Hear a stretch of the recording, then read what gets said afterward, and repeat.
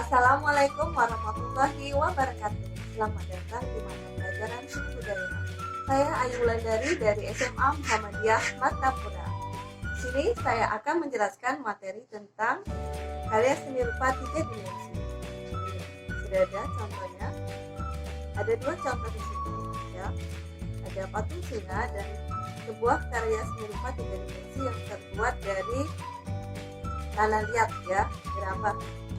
Kedua benda ini ya, karya seni ini mempunyai fungsinya masing-masing ya, yang ini sebagai hiasan, sedangkan yang ini white art ya, seni rupa pakai ya. Kalian tahu ini apa? Ya, ini untuk aromaterapi ya, anggur kecil, jadi di sini apinya, kemudian di sini aromaterapi ya.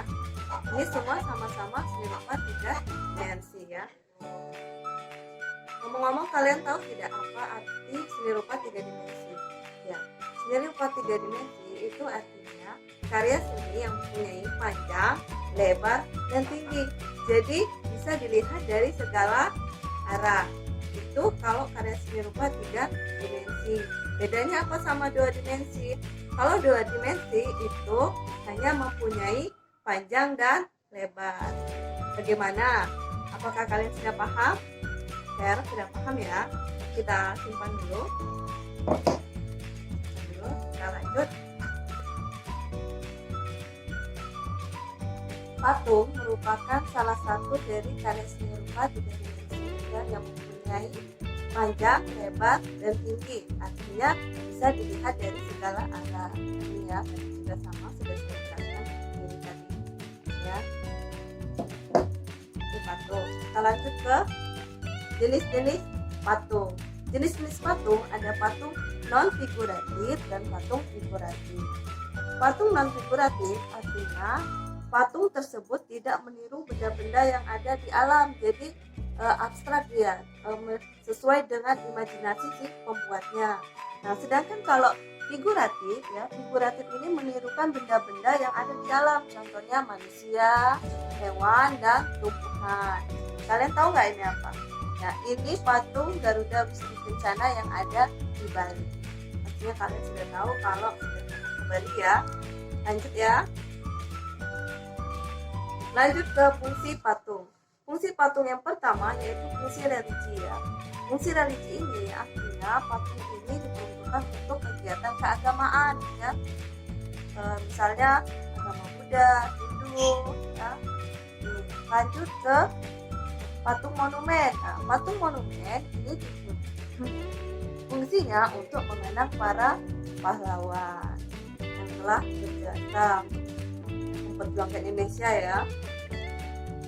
Kita lanjut ke fungsi murni. Nah, fungsi murni ini lebih pada ke fungsi ekspresi dari seniman ya.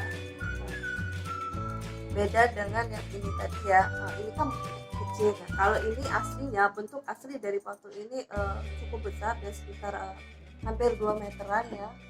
Nanti ada perbedaan dengan patung yang kecil-kecil seperti ini. Tapi kita bahas lagi.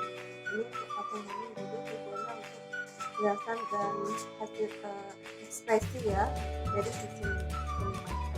Kemudian ada dekorasi. Nah, patung dekorasi itu peruntukannya biasanya ditaruh di taman ya, hiasan taman, sebagai hiasan taman.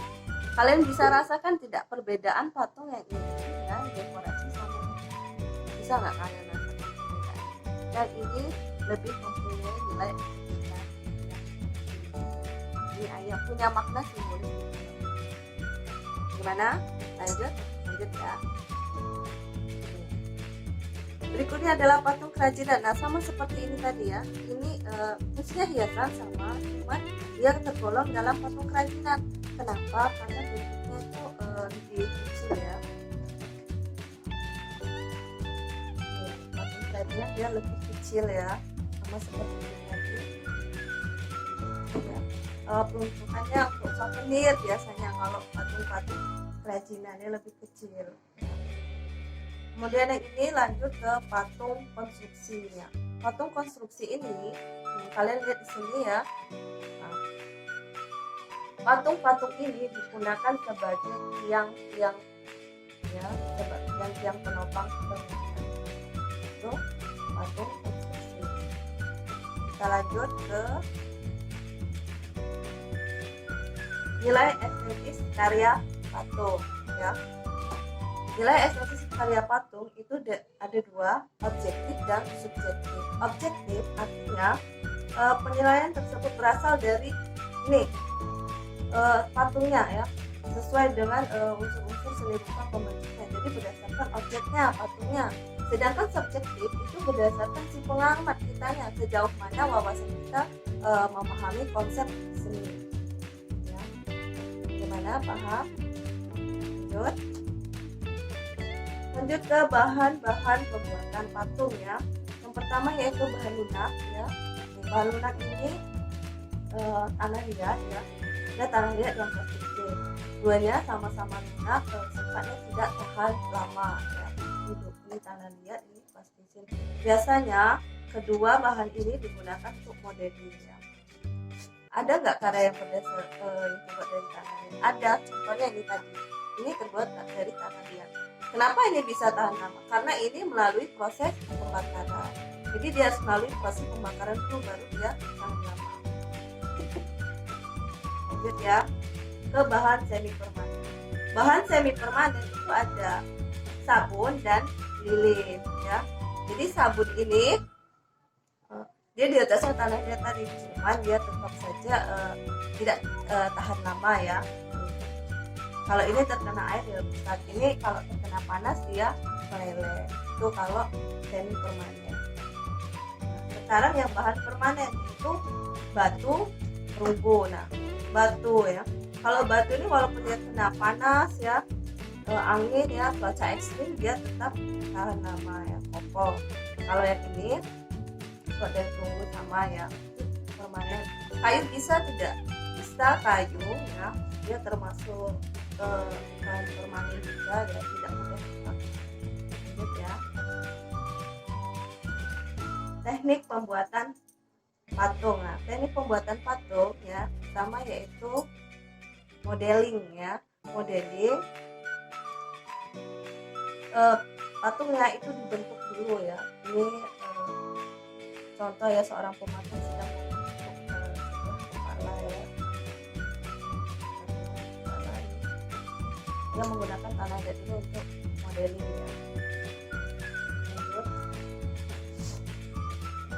dua, carving ya, tatah carving ya. Ini carving itu maksudnya teknik tatah ya, atau bikin. Ini menggunakan alat tatah yang bisa batu, bisa juga kayu. Lanjut ke teknik casting ya. Casting ini artinya dicetak. Casting artinya dicetak. Oh ya, modeling itu artinya dengan membentuk ya, membentuk nanti jadi menggunakan tanah. Tapi kalau kaki itu mengurangi, jadi harus lebih hati-hati dalam kaki. Kalau ini cetak ya. Kemudian assembling ya. Assembling itu assembly dan konstruksi. Kalau patung assembly itu artinya patung tersebut dibuat dari bahan-bahan yang ada di sekitar kita. Nah, di sini kalian ada garpu ya. Ini benda-benda yang ada di sekitar kita. Boleh tidak kalau misalnya dengan botol plastik, kalet, kalet bekas, bisa saja, boleh tidak. Sedangkan patung konstruksi itu artinya dalam pembuatannya mempergunakan konsep-konsep konstruksi. Bagaimana? Semoga kalian paham dengan materinya. Saya akhiri.